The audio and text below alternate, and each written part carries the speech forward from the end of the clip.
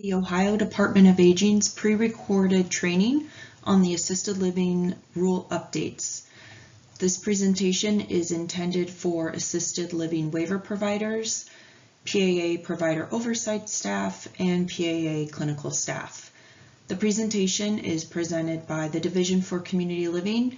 My name is Meredith Finley. I'm the Assisted Living Waiver Manager, and I will be walking you through the slides for the presentation. During the presentation, I will start out with walking you through how to search for the rule online.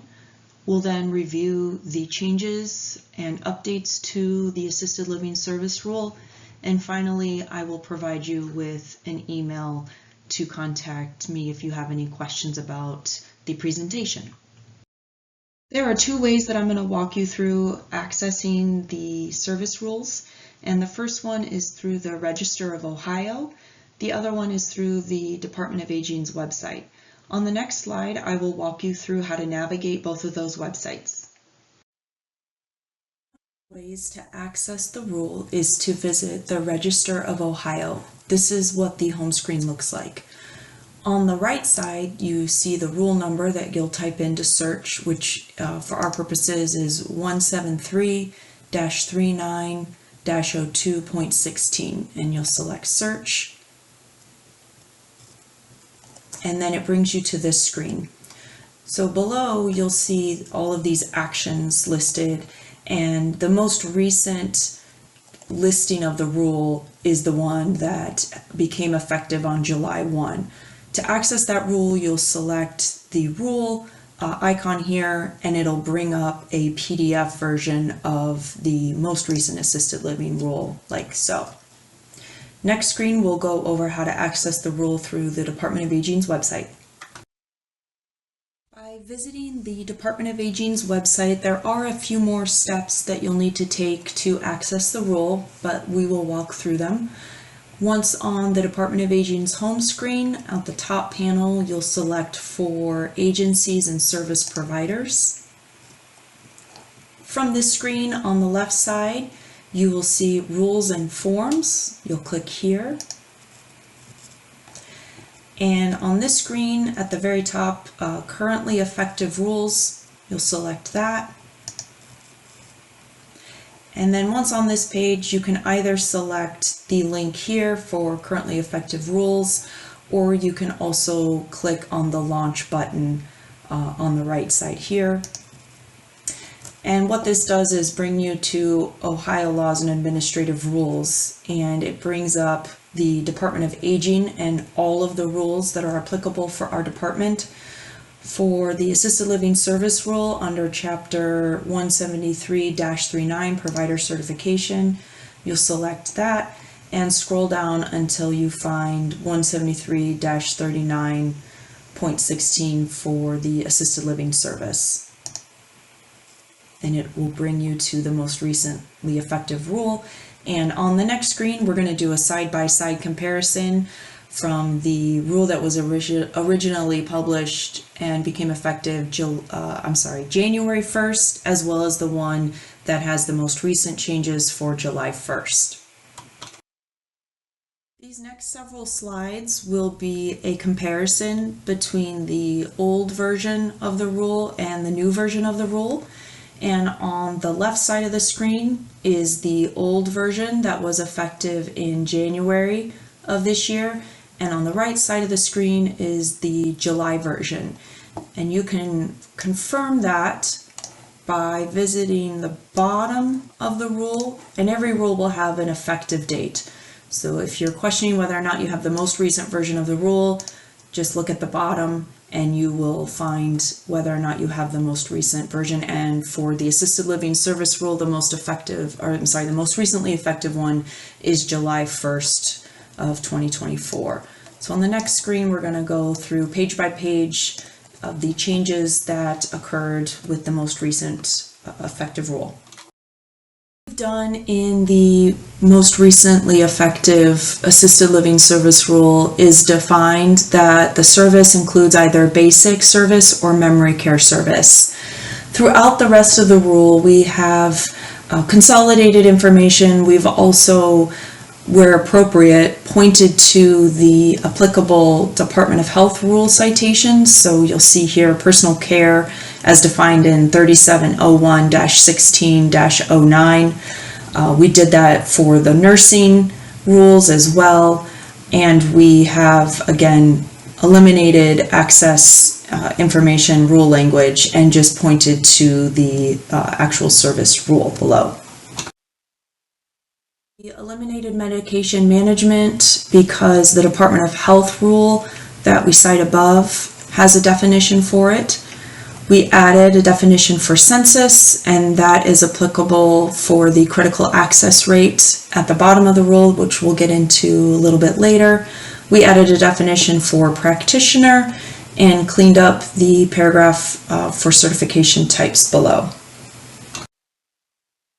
Next, on the section for resident units, I want to draw your attention to the rule language about locks. In the previous version of the rule, there was a requirement that if an individual did not have a lock on their door, that it was justified by a physician's order. Now that requirement has been eliminated and states that the lock is not required only if it is reflected in the person-centered service plan. I do want to emphasize that it is only under very specific and unique circumstances that an individual would not have a lock on their door. It is a federal requirement in the Home and Community-Based Services Settings Final Rule that every individual have a lock on their door. This is whether they're in a secured area of the facility or non-secured area. So only under unique circumstances that have been reviewed with the case manager, the individual, and consented to by those parties will a lock not be required on the residence unit. If you have questions about that, please reach out to the case manager.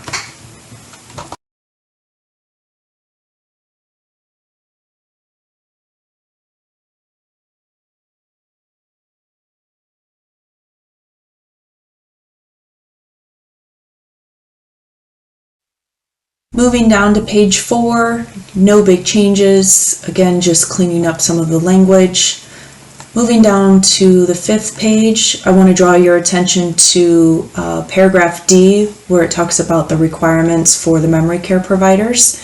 And while there were language changes, I do want to emphasize the fact that it does not change what you have been doing since January. It was just a matter of cleaning up the language to hopefully make it clearer, but the requirements to still have a purpose statement online are there in paragraph A. In paragraph B, we again tried to clean up the language so that it's clearer that you are allowed to deliver the memory care service anywhere within your facility, whether it's in a secured area or a non-secured area, as long as you're meeting all of the provider requirements for the memory care. The provider, get to decide where you want to deliver the service. And so for paragraph B, that is what the language cleanup is trying to articulate. It is different than what was in the January version, but the intent is still the same.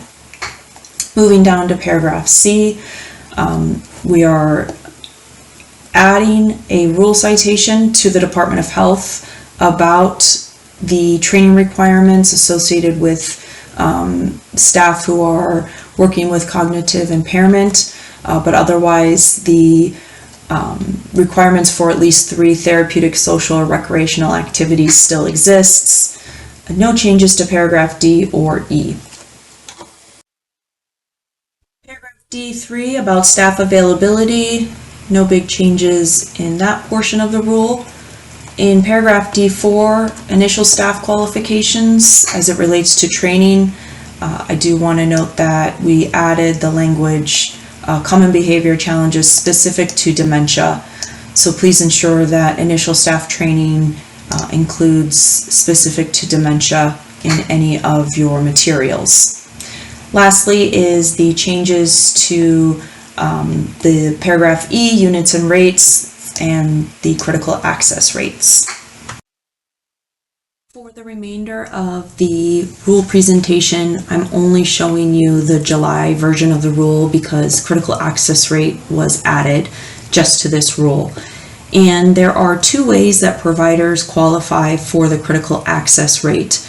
And paragraph 3A is the first way, and this is only for providers that have been delivering the assisted living service for 1 or more state fiscal years, and they qualify through these requirements below. Or in paragraph 3B, a provider that has not been delivering assisted living service for 1 or more state fiscal years, they would qualify by meeting these requirements. The critical access rate is just that. It is only a rate. It is not a service, and so I want to ensure that providers understand that they are still delivering the basic service, but they are being reimbursed at a higher rate. So person-centered service plans will be updated to reflect the critical access rate of $145 a day, but that they are still delivering the basic service. And the providers that are also providing memory care, you will not see any changes to that memory care rate. You are still delivering the memory care service and billing at the memory care rate. But I do not want to cause any confusion or alarm that if you see updated person-centered service plans or contracts without the basic service on there, it is because the basic service rate and critical access rate cannot be billed at the same time. It is either one or the other. If you have questions about that, please feel free to reach out to your PAA case manager or the PAA provider oversight staff.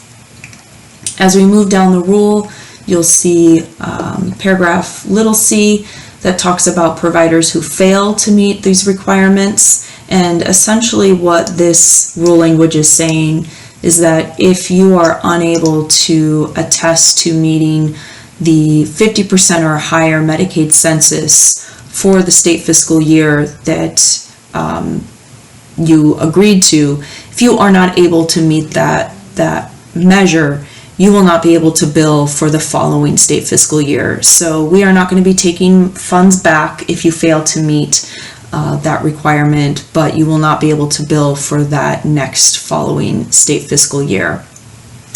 Further information will be forthcoming as we approach the end of June 2025, which is the current state fiscal year that we're in right now, state fiscal year 25. Finally, if you have any questions about this presentation, you can contact your PAA provider oversight staff. You can contact the case manager, especially if you have questions around person-centered service plans. And you can also contact me directly if you have questions, and I will be able to assist or get you to the right person.